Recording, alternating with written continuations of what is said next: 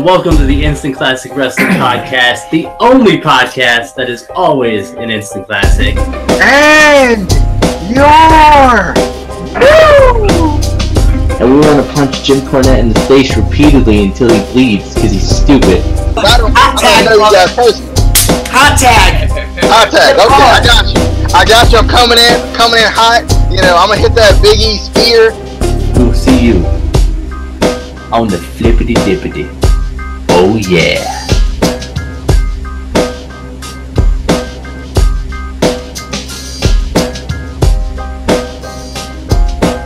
We are live here on the Instant Classic Wrestling Podcast, and we are continuing down the road with our WrestleMania reviews, which we're not reviewing every WrestleMania. If you guys haven't been watching our WrestleMania reviews, we're just doing our top 16 WrestleMania reviews. And this WrestleMania that we'll be reviewing is WrestleMania 6, which this was in Toronto, Canada. This was the first, pretty much first ever WrestleMania outside of the United States, which that was pretty cool. And this was on April 1st, 1990. I'm about forgot what year it was, but yeah, and I thought this show was actually really good. Really enjoyed this, because that's why I picked it, because I'm hosting this one. But the first match that we got started with was Rick Martel. He defeated Koko B. Ware, which I thought this was a good match, but it could have been a lot longer because this match only lasted like about 3 minutes and 51 seconds. This wasn't a very long match, and I thought they should have gave Koko B. Ware the win, because he always gets me pumped up for WrestleMania. Like, he's always in all of his matches, And I think at WrestleMania, I can't remember which mania it was. I think it was 4. He should have won that. He should have won that big battle royal, which they screwed him out of that year. But this was a fun match. I really enjoyed it. There was some pretty quick offense during this match, but Rick Martel won the match, like I said, and it was fun. DJ? Actually, if I'm not mistaken, the Junkyard Dog got robbed in that particular battle royal. But to Rick Martel versus Koko B. Ware. Yeah, I agree. This match was quite short, but I do like Rick Martel's kind of singles.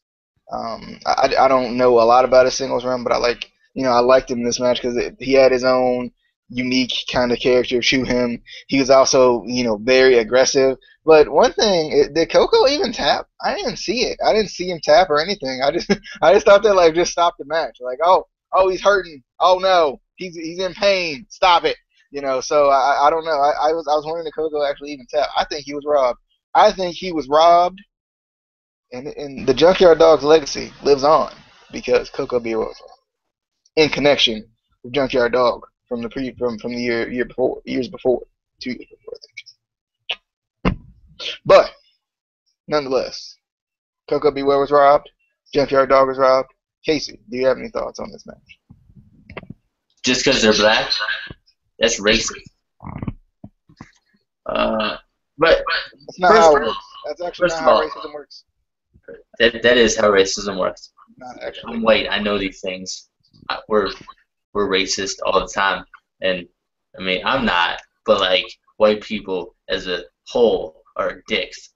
But anyway, I have to correct Justin. This is our road trip to WrestleMania. Be messing it up in the first 6 seconds. What's wrong with you? What's wrong with you? Anyway, I like this match. I love heel Rick Martel. I know I've said it in the past. I think it was 2 WrestleMania reviews that we've done. I like Rick Martel more in his singles career than in his tag team career. He just did the model gimmick so well, and you really wanted to hate him. So I liked him more as that heel, and obviously you gotta love Koko B. Ware. I don't know that he was robbed, but I feel like he should have won, but I don't know if it was robbery, Also, we had a good opening video with the constellations, which I kind of liked. But Yeah. Then the next match was for the tag team championships. We had Demolition. They defeated the Colossal's Connection, Andre Giant and Haku, which they were the tag team champions at this time. Demolition, they were very over at this time, and they gave them, the title belts here, which I was really happy about. But there wasn't really anything special that happened in this match. Pretty much the only thing special, which was after the match when Andre the Giant, he took out Haku and pretty much, turned babyface again. So that was really cool. I liked that, but that was pretty much the only thing. And the crowd started cheering back for Andre again. And I liked the promo before this, how they said they were going to eliminate Demolition, and then Demolition did their own type of promo for this, which I thought this was really, those promos were really cool. DJ? Yeah, this was an interesting match. I don't know if I'd say it was great, but it was okay. Andre the Giant's matches always seem to be relatively short, I guess because he's a big man and probably gets winded pretty quickly because that's a lot of air going through a lot of body. But the crowd was very, very hype in this match just throughout the night, which was nice. It was cool to see. Like just the smallest things back in the day would get the crowd hype, which is always a nice thing. It seems like, you go to certain arenas and it's tough to get anyone to do anything or cheer or stamp their feet or anything, But tonight I just felt like this crowd was just so hype. Obviously, it was WrestleMania, so you're gonna be hype. Poor Andre though. Poor Andre. He always gets caught in those ropes. I think it's a hazard. Actually, I think they need that when Andre the Giant's in the ring, there needs to be no ropes because it's a hazard for Andre. I think anyone over 7 foot tall, they should just take the ropes out because that's just shameful. You can't be sizist against people as Casey is most of the time. Sizist. So anyway, I thought this match was it was okay. I didn't think it was great, but I thought it was okay. It was just not. It's very interesting to see like the different, especially managers throughout the show. Like as we've said before, like they come out with different people, but they're the same guy. I think that's something they could obviously use in this era as well. There's something I wanted to add. Toronto, they're always hyped at every show, pretty much. Toronto is a really, really good crowd. I just wanted to tell you that right there. Like you can do anything and they'll be into the match. But yeah.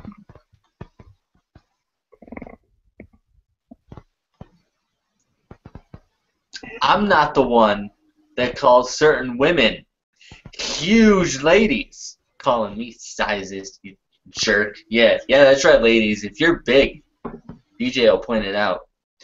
But anyway, I like this match. I thought this was a great match with either member of Demolition in the ring with Haku.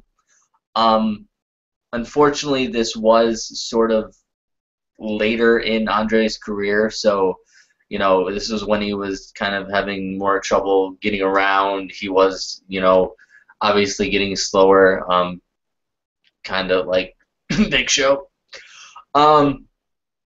But this was a good match. I loved the face turn at the end, which I think was kind of appropriate for later in his career, to turn him face. Because everyone still loved Andre either way. I feel like even when he was a heel, people still loved Andre. Also, Casey, to point out, you are a size. You hate all big people. I just pointed out that she. I like. You don't. Big people. You don't like big people and people who have families. Shame. Before the 2000s. Before the 2000s, I loved big people. I love me some Yokozuna, okay? I love me some Bam Bam Bigelow.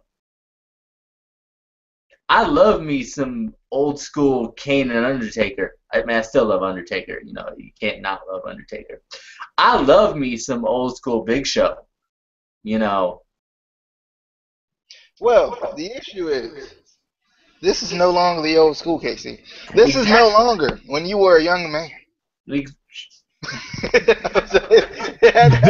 is the future of professional wrestling. That's. It was the perfect moment. It was the perfect moment, though. It was. It had to happen. Justin, come back and host your show now. Yeah, I need to host my show again. So the next match we have was Earthquake versus Defeated. This was pretty much a squash match, you know. And, you know, if we had these two guys going at these days, like, the crowd would shit all over this match. I'm serious, the crowd would not be in this match. So, I mean, there wasn't really anything that happened in this match. I mean, pretty much a squash match, I guess. DJ? First off, you should be ashamed. The only one getting squashed was Earthquake because there is no squash match with Hercules in it. You should be ashamed of yourself. Hercules is one of the greatest of all time. It's just a prop. It's just a prop. Just to show the belt that he is the greatest. And I'm holding it upside down, but that's okay. He's the greatest. I don't have a chain here either. I don't have a chain. And my cord ain't long enough to wrap it around my neck. And then, so, anyway. Justin, you should be ashamed. That is shameful. Because there is no squash match with Hercules. This was just a short, good match. That's what you saw. That's what you saw, Justin. That's what you saw. But anyway, yeah, I did feel like the crowd would like crap on this match, but it did feel like Hercules was gonna win. Like for some reason, it was just like, and it's one of those things they do with undefeated streaks all the time, though. Like you kind of in the back of your mind to keep it there, so like it seems like that person might win. But I was expecting Hercules to break the undefeated streak. I was. But yeah, I definitely like this match though. You know, Hercules was in it, so I was like.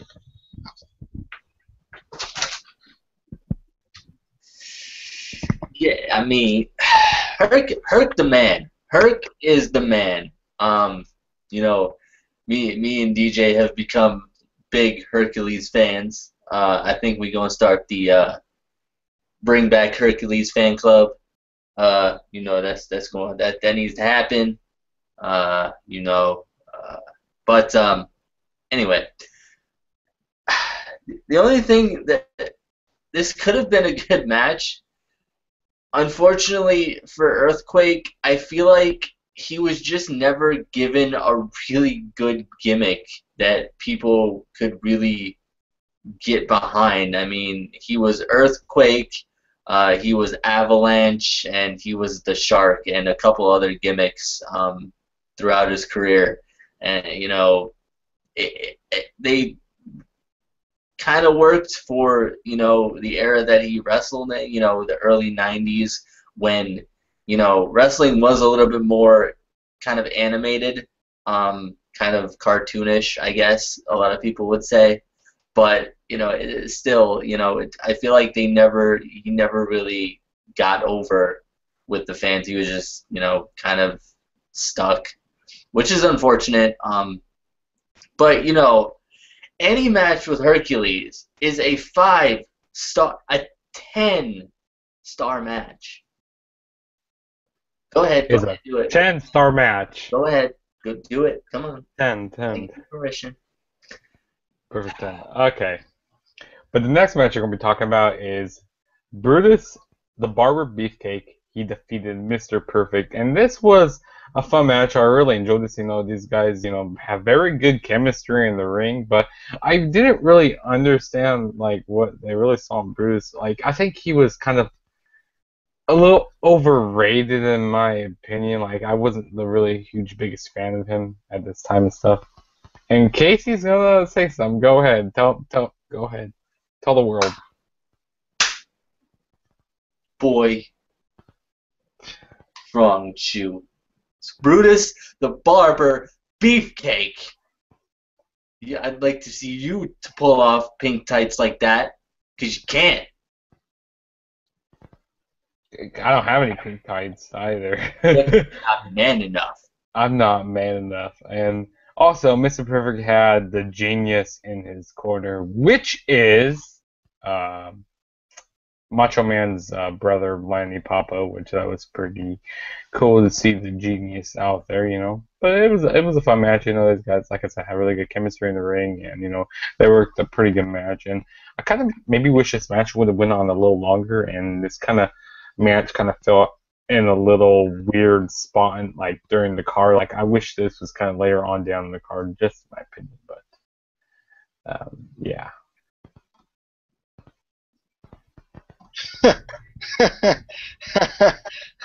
Brutus the Barber Beefcake overrated. For shame, Justin. Goodness, like, did you even watch the show? My God, do you even appreciate the tradition that Brutus the Barber Beefcake brought us? We would not have hair versus hair matches without the barber. Without the barber. We wouldn't even be able to get haircuts without the barber.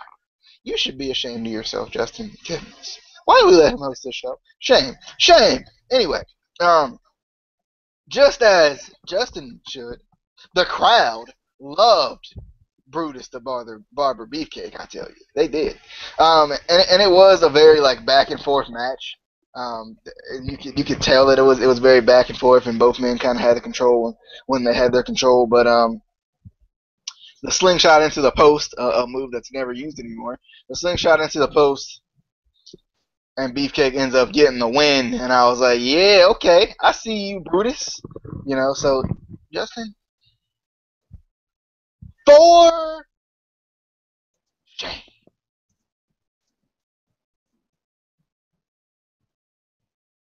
I'm just gonna stay like this until Casey actually talks. Oh, I wasn't sure if you were done shaming him, because he is not. Keep going. He is not done with his shame. For shame, sir. This was definitely so far the best match. You know, the amazing Brutus the Barber Beefcake that, you know, young people can't understand. Young people just don't get it. And you know what? I know that DJ will agree with me on this.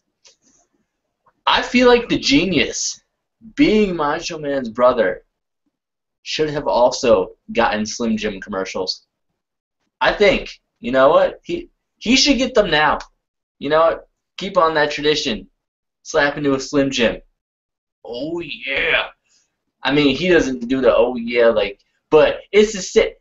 I'm done. I can't get over the fact that all the hate coming from Justin about, you know, I was going to go to the barber today and get a haircut, and now I can't. I can't because you offended the barber, and now he's going to quit. He's going to quit his job because you offended his hero, Brutus the Barber Beefcake. That is the only reason he became a barber, is because of Brutus the Barber Beefcake. For shame. For shame. Okay, then. The next match we're going to be talking about is Roddy Piper versus and Brand New's Brown. Now, this was a alright match. I mean, I thought they could have done more with Roddy Piper in, you know, WrestleMania right here. And Brand New's Brown, you know, like, I don't know what they really saw in him either. Like, seriously. And I'm not being racist. Like, I don't know what they really saw in him because, like, why do you hate early 90s wrestling and black people? I don't hate black people. I just said it's not to be racist or anything. But back on to this match. This match in a double count-out. And like I said many times on the WrestleMania reviews, I don't like count-outs. I don't like disqualifications, and I don't like draws. Like early 90s wrestling. I don't like people who are dark. I don't like people who wear Colts jerseys. Oh, God. Harrison, baby. I saw that. But like I said, I just thought I don't know really what they saw in Bad News Brown because like at WrestleMania 5 he faced shit, my mind's going blank right now. Who did he face for WrestleMania 5? I can't remember. We did that review. Who did he face, Casey? My mind's going blank right now. Who did Bad News Brown? What? He was in the fuck, I don't remember. Ask DJ. I don't remember. I'm still upset with the freaking Brutus the Barber Beefcake because you're racist. I'm not racist. But no, DJ, who did he face for WrestleMania 5? Who did Bad News Brown face? Yeah. I don't remember. Wasn't it like? I can't remember now. I watched the show last night. I can't remember. But who cares? I mean, it was a double count out, and like I said, I don't really like double count outs. But DJ, your thoughts on this? All right. I also am not the hugest fan of Bad News Brown. I just don't. I don't really like him. I don't know. I can't get behind him personally. But this match was just not even a match. It was just a fight. You know, which is not a bad thing. You know, if you think about it, it ended in a double count out because that's what it was supposed to do. It's supposed to just be a fight. There's a lot of animosity. This is one of those matches where you got to find some other way to kind of keep these guys contained, or you know, like by today's standards, I guess. And you know, it was just a fight. You know, that's how I feel. That's why I feel like it ended in a double count out. So I was fine with it. But you know, it wasn't bad. It didn't really last that long, and it just kind of boiled over. You know, this was amazing. This was incredible. I actually remember watching an interview with Piper talking about this match and how it took him a couple days to actually get all of the brown paint off of him. Because y'all didn't mention the fact that this was the match where he painted himself half black, which is totally not racist at all in any way. And I have no idea how WWE got away with that. But yeah, this was just a pure grudge match. You know, nothing pretty about this match, just a fight, and I loved it. I liked that it did end in a double countout, mostly because Justin hated it. And I love anything that Justin and DJ hate, like roll-ups and double countouts and people who are of other colors than white and early 90s wrestling. What? I mean, I'm not saying I hate early 90s wrestling. I'm just saying this is my era. That's racist. That ain't racist. That is. But the next match we're going to be talking about is the Hart Foundation. Bret Hart and Jim Nagle Neidhart. They defeated. I'm going to botch this name, so I'm going to let Casey say it. It was the Bolsheviks. What? The Bolsheviks. This match was nothing. All of it's 19 seconds. It was nothing. I mean, I'm happy that Bret Hart and Jim Nagle Neidhart won the match, but this match was nothing. The Bolsheviks. The Bolsheviks. I love the Bolsheviks. But yeah, right. I blinked and I missed this match. I agree. My notes say, well, the Hart Foundation won pretty quickly. So, you know, I didn't catch much of this match. I think I looked down and typed something and looked back up and I was like, oh, well, all right then. Next match.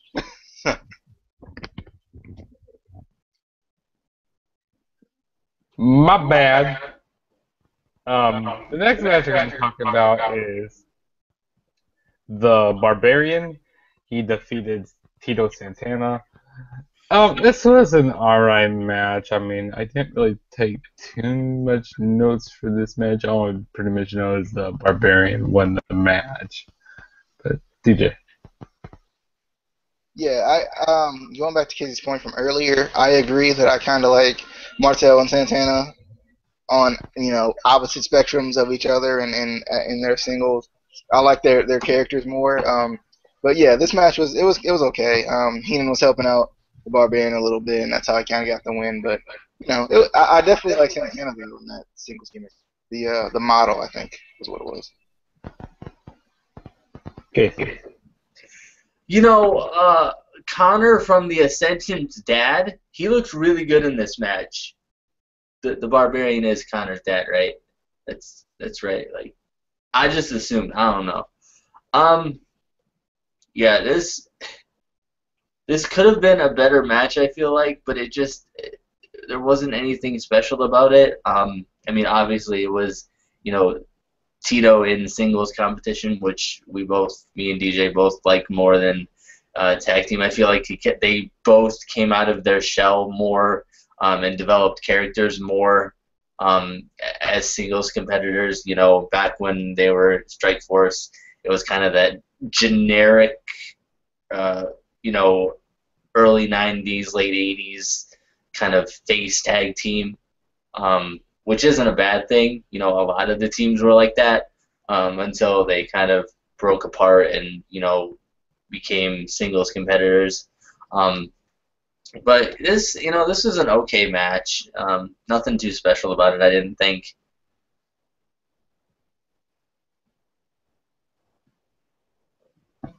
Sorry. Then the next match. Let's go now. So next.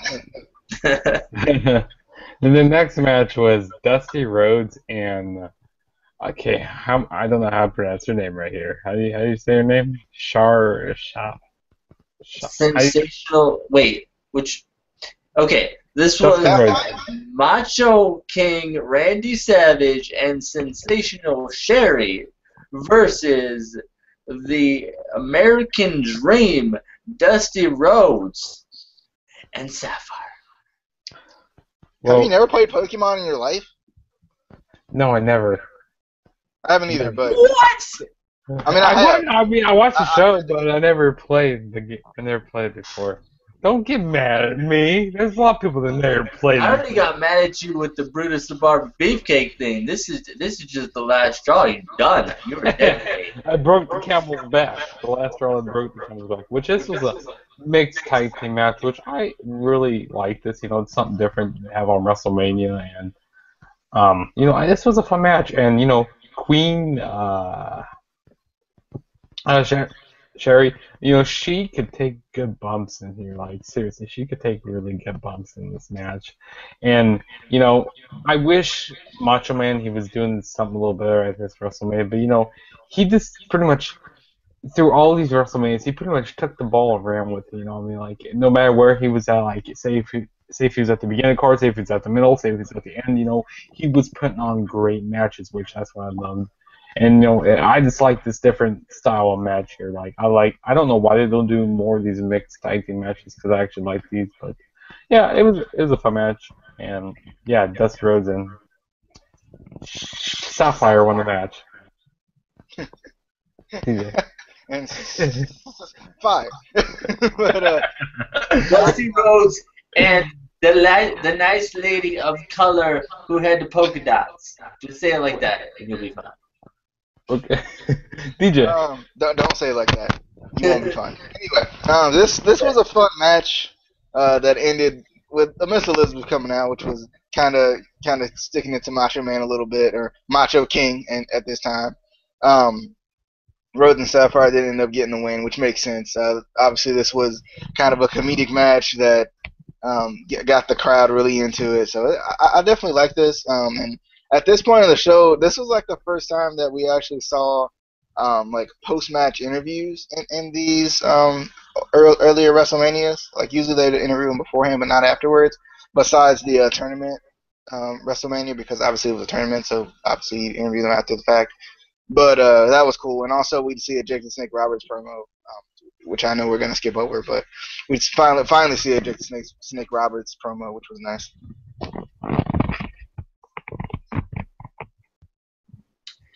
All right, and Casey's point is. Yeah, I got distracted by the stuff. I love this match. If nothing else, you had two of the greatest personalities in WWF history in this match. So even if, you know, Sapphire, her name is Sapphire, by the way. Sapphire. It's Sapphire. It's, Justin, say it with me. It's Sapphire. Sapphire. It's like, Sapphire. it's like you're almost saying Saturday, but you don't say the turday, and then you just say fire. Anyway, Sapphire. good job. Good job. We'll teach you yet. Satterfire. Oh God. We're going to teach Justin words, and we're going to teach Kylie how to find her way. Anyway. Who's Kylie? Who the? Okay, go on. You DJ? want to be part of the Instant Press. Anyway. Yeah, You did mess up the name. Okay, just go on. Move on. We're moving on here. Wait, do you guys all? Oh yeah, next match. I'm so confused with him being. Okay, the next match was the Orient Express taking on the Rockers, which the Orient Express, they defeated the Rockers in this match, which, you know, this was kind of have attention towards the Rockers, you know, Shawn Michaels and Marty Jannetty, because, you know, they'd be breaking up soon. So yeah, so I kind of liked how they were showing tension between them. But, you know, this was a fun match, and we also had Mr. Fuji here. Yeah, that's a little racist. I'm sorry. I'm just being a little racist right now. But no, this was a fun match, and like I said, a lot of these tag team matches on these WrestleManias were really good. You know, these are one of the best matches on these pay-per-views, like on these early WrestleManias. But yeah, this was a fun match, and I enjoyed it. DJ. Good thing it's Mr. Fuji. I don't know what that was. Mr. That's Fuji. Probably not happen again. Anyway, yeah, they did show the tension, which was nice. But I'm surprised you didn't mention that this match ended in a countout. I'm surprised. Oh yeah, it didn't count out. I'm surprised you didn't cry about that or anything. I'm surprised you didn't cry about any ropes on. Wait, there wasn't any ropes on here. Exactly. I win. Casey, thoughts on it? Yeah, I like this match. I like the Orient Express. You know, they had. I'm just gonna say Mr. Fuji. I'm not gonna be all weird about it and say Mr. Fuji. They had Mr. Fuji as their manager, which is 100 times better than what the average Japanese superstars have now, because they just WWE doesn't care anymore. But yeah, this was a good match. I liked the ending where you kind of, you know, saw the tension and everything, which kind of built up storylines in the future. But it was a good match. Yeah, definitely. And the next match we're talking about is Jim Duggan versus Dino Bravo with Jimmy Hart and Earthquake in his corner. Like I said during a lot of these matches are very, very short on these WrestleManias, and a lot of these matches are very insequential. If I said that right there, like they don't really mean anything. These early WrestleManias. But, you know, this was actually an alright match. I mean, I enjoyed it for what it was. I mean, Dino Bravo, like, I'm just a really big fan of him. Like, he's a great worker in the ring. And, you know, of course, Jim Duggan and Case are really but back on this match, so like I said, Jim Duggan, you know, pretty much won, you know, the first ever Rumble, which was in 1988, which I don't know why they didn't really do anything, you know, with his Rumble win that year, but like they didn't really do much with Jim Duggan. But like I said, you know, this was a fun match, and Jim Duggan defeated Dino Bravo. DJ. Yeah, this match was it was all right. I didn't think it was great or anything, but I didn't think it was great or anything. But you know, it was interesting nonetheless. Cool to see a little 2x4 shot there at the end to give Duggan the win. Cool to see they kind of got away with it too. You know, You don't expect the face to kind of get away with that stuff, but he did. So that was kind of cool. Kind of showed he's kind of a sly dog, But I thought this match was okay. It wasn't anything special, but it was cool to see Hacksaw Jim Duggan. Okay.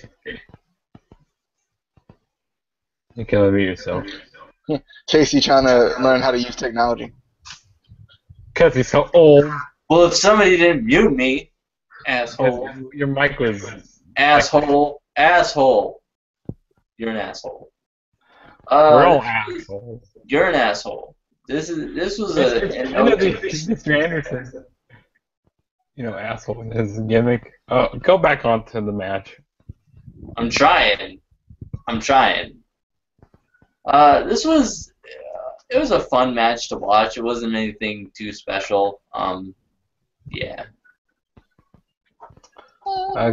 Okay, then the next match we're going to talk about is Ted DiBiase with Virgil defeated Jake the Snake Roberts, and it was by a countout. Which, like I said many times, I do not like countouts. This started to piss me off, but you know what? I'm going to cut some slack right now on these early WrestleManias, because this is only the 90s, so I'm going to cut a little bit of slack on this. Okay? Only the 90s? What is that supposed to mean? Like, it gets better as years go on. That's what I'm But back onto this match. This match was really good. They had a lot of time to work this match. Like, it was about 12 minutes to work, so they worked pretty good in this match. But I really enjoyed it, and these guys had really good ring psychology, and I loved it. They did some pretty good back and forth stuff in this match also. So, yeah, fun match. But like I said, it had to be by count out. Which is the best win ever. No. If you didn't know, Justin loves countouts, by the way. Anyway. And I love draws, and I love this. They're so convenient. You don't even have to pin anybody. You just get counted out. So, that's what I do on WWE 2K16 when I'm facing somebody hard when I can't pin them. I just take them outside the ring. Wow. Take them all the way up the ramp and then run back down. Run back down. Do them have all momentum. But I like this match. This match was one of the longer matches on the card, thus endurance. I'll go into that in a minute. And this match had that kind of back and forth control thing, but like Jake the Snake would have like a slow comeback, or DiBiase would have like a slow comeback. It was kind of cool. DiBiase would kind of be in control and get a little too cocky. And yes, this match did end via countout, but this match being a longer match on the card was all about endurance. So why was it wrong to win with a countout? Somebody did win. We're not confused about who won, and this was a longer match on the card. That's just my opinion. Casey, do you agree? I do agree. I think that it was a smart way to win. I do. And immediately, this was an impressive match. I feel like right from the beginning, it was one of the longer matches on the card, so you had time to get into it. Some of the matches on the card were so short you couldn't really get into the match and have fun with it. It just kind of ended. So at least they gave this enough time, which I feel like was a good thing. It was a bigger feud. So, they gave it enough time to kind of, make it seem like the build-up was worth it. And then, obviously it ended in a count-out. So, kind of could build it up even more through WrestleMania. And no, Justin, not all feuds have to end at WrestleMania. They can go on. I know. I never said that they'd have to end at You were going to say something. But next match we're going to talk about is Big Bossman versus Akeem. Squash match. Did not enjoy this whatsoever. This match was only about 2 minutes, so it was really whatever. I just blinked a few times and the match was over. But DJ, thoughts? My thoughts on this match. I actually like this match. I didn't think it was as much of a squash match as it seemed like it was. Considering if it was a squash match, you would think Akeem would win. My second thought is to the graphics department in WWF at this point. Where was the Twin Towers explosion graphic for me to start this show? You want to tell me that the Mega Powers exploded last WrestleMania? What about the Twin Towers? I'm just saying. Which sounds really bad thinking The about Twin it, Towers but weren't the tag as team. big as the Mega Powers, though. What? But they were I still a said that tag team, they and were they still didn't get tag their team, own but video package. So this was not a squash match, and proof is they that weren't the Macho Man Randy Savage and Hulk Hogan. Hail that's to the true. King! But they Hail to the were King! Hail they to the were King! the one-man game and the Big Boss Man, who's going to the Hall of Fame, by the way. Just saying. Yeah, I Anyway, pointed out last time, but anyway, Big Boss Man did win by the STO, which was kind of cool. STO kind of a nice little takedown. I definitely like it. It's kind of it's funny. The STO is kind of like a police move, it's police takedown, which I just thought that was cool. Yeah, I just feel like this wasn't necessarily a squash match because you didn't know who was gonna win. Because if it was a squash match, I would think personally that Akeem would win because he's the bigger guy. But This was not the one-man game. Okay, this was Akeem, the African Dream from deepest, darkest Africa. Get it right. Okay. Yeah, I didn't think this was a squash match. I enjoyed it. But then again, I loved Akeem. I loved the gimmick. It was fun. And I love, late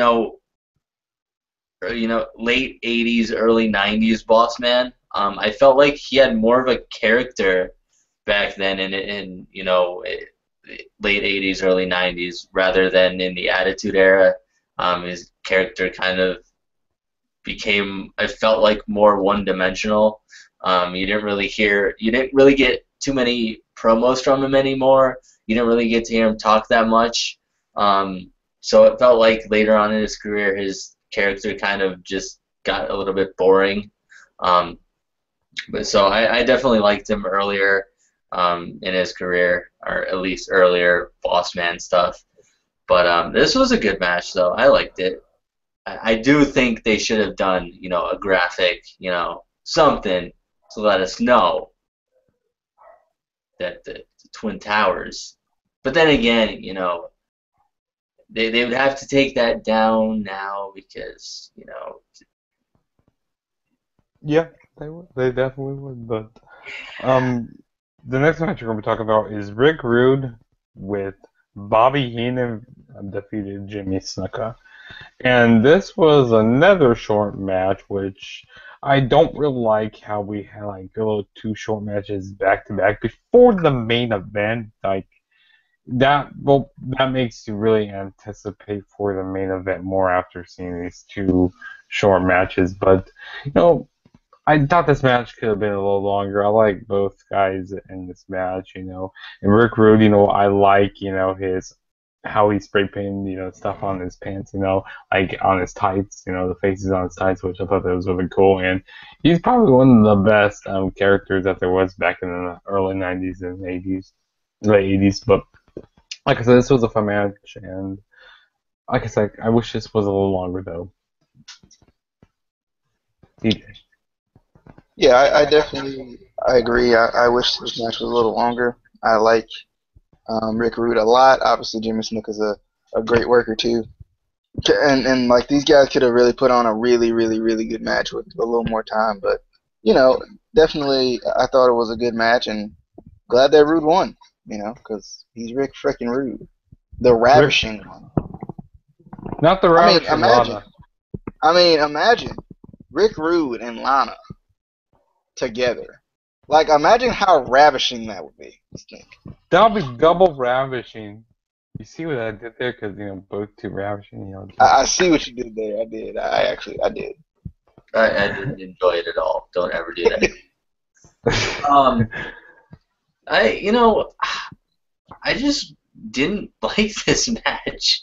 I love Jimmy Snuka and I love Rick Rude, but just this, we didn't see much.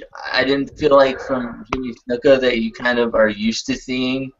And this didn't feel like the usual Rick Rude to me. It felt like something was off about it, like a different character or just different in ring. It just didn't feel right to me, and I just didn't enjoy it. Yeah, definitely. And then the main event we had was the WWF Intercontinental Heavyweight Championship. The Ultimate Warrior was defending that versus the WWF World Heavyweight Champion Hulk Hogan. Now, this is the reason why I picked this pay-per-view, because of this match here. Because I was a Ultimate Warrior. He was my favorite back in the days, even though I wasn't around it. But he was my favorite wrestler. And I want to go back to something with DJ. What DJ was saying on the last view. I'm surprised that Ultimate Warrior has never fall down. Fall down. You heard it here on the Inside Wrestling Podcast. Fall down. I'm surprised that he never fell down. English. I'm surprised that he never fell down coming on his way down to the ring. Sorry, I got that other, but yeah, I thought this was a really good match. I love the storytelling behind this match. I like the in-ring work that they had. This was just really good. I mean, fun match, and this was about 20-minute match, which I really enjoyed it, and the crowd was really into this. And like I said, Toronto's always into matches, and like I said, very fun match. But the winner of the match was the Ultimate Warrior. Rest in peace, Ultimate Warrior, and he would become your WWF Intercontinental Heavyweight Champion and WWF World Heavyweight Champion. So, yeah, fun match here. DJ. I'm curious before I get into this match, Justin, because it seems like something you've done before. So you picked a WrestleMania that overall you didn't like, but you just liked one match, similar to the picking of WrestleMania 19 instead of 20, whereas WrestleMania No. The reason why I like 19 is because that was my first ever WrestleMania I watched. Now I started watching wrestling. 20 was so much better. So much. The reason why I picked 19 because of Michaels and Jericho and Brock and Angle. Eddie Guerrero and Chris Benoit both on the top. That's all I have to say. I mean, That's it. But DJ, back onto this match. All right. I was just curious, but to this match. But yeah, that's the reason why I picked it, because that was my first ever WrestleMania. I see. But to this match, and I hold them very strongly in my heart. And you hate Chris Benoit. I get it. I hate Chris Benoit. Okay, to this match. To the test of strength, I felt like it lasted for like 5 minutes. I don't know if it did, but it felt like it. It just felt really long to me, which makes sense for these two guys. They're obviously they're strong, so I get it. Also, Warrior's promo was really like passionate early on. He's always very into his character whenever he cuts a promo, so I thought that was pretty cool. I love the double clothesline in this match because it kind of truly showed that the match was back and forth. I kind of wish they would bring that back as a thing for some big matches, because it does make the match feel like it's going back and forth, because like you can't it's going back and forth, but like the double clothesline, it makes it kind of restart again, which is kind of a cool concept. The Gorilla Press splash by Warrior reminded me a lot of the Gorilla Press moonsault that Apollo Crews does. I definitely I like that.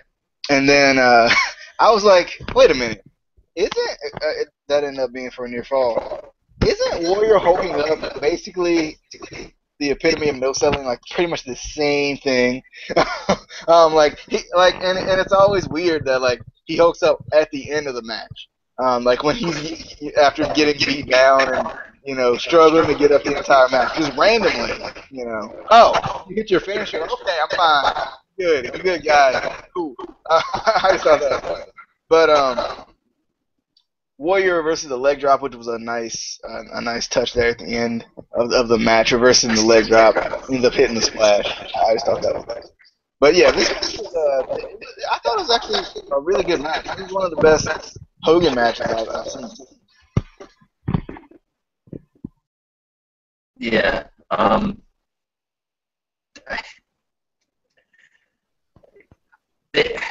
have to say it. I try not to say it. I have to say it. They don't get hyped. They stay hyped. I was trying so hard not to say it. Also, fold. I'm sorry. But luckily, nobody my followed. English isn't the best. Nobody followed. And that's all that matters is that nobody followed. Nobody fell. Nobody fell.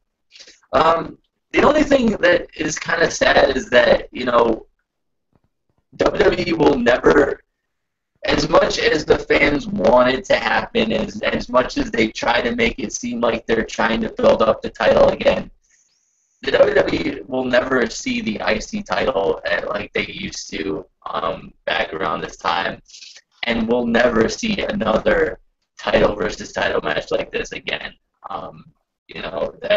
That would be amazing to see again, but they just it's all about one title anymore, and all the other titles are just nothing anymore. But this was a good match. It's one of the iconic WrestleMania matches. Unfortunately, Warrior was one of the guys that Hogan would never put over, which is sad. But it was still a good match. It didn't take anything away from the match. It's just, the more you learn about Hogan, the less you want to take your vitamins and say your prayers. The more you just, why? Why, Hogan? Why you gotta be like that? Why? Just why? But yeah, that was the end of our WrestleMania 6 review. Probably the match that I want you guys to go back and watch would have to be the main event, because that's the reason that's pretty much the really only match worthy of checking out on this WrestleMania. Oh, or maybe probably the tag team title match, maybe that one and this one. DJ. The match that the match that I would ask you to go back and watch. A little bit of me wants to go Macho King, because I said Hail to the King all video, and it's weird. It's weird, it is. But Macho King, Randy Savage. But I think I'm gonna go with Ted DiBiase versus Jake the Snake, and make it really difficult on Casey. Well, I'm going to give you two options, and they're back-to-back. So if you want, you can go watch both of them. You can. Okay? You're going to either go watch Mr. Perfect versus Brutus the Barber Beefcake. And Justin's going to hate you for that because he hates barbers. He hates them. I did get a haircut soon, but I don't. You have no hair. What are you talking about? Yeah, I do. Versus, or you're messing me up the whole video right now, and I can't think straight. Or Bad News Brown versus Roddy Piper.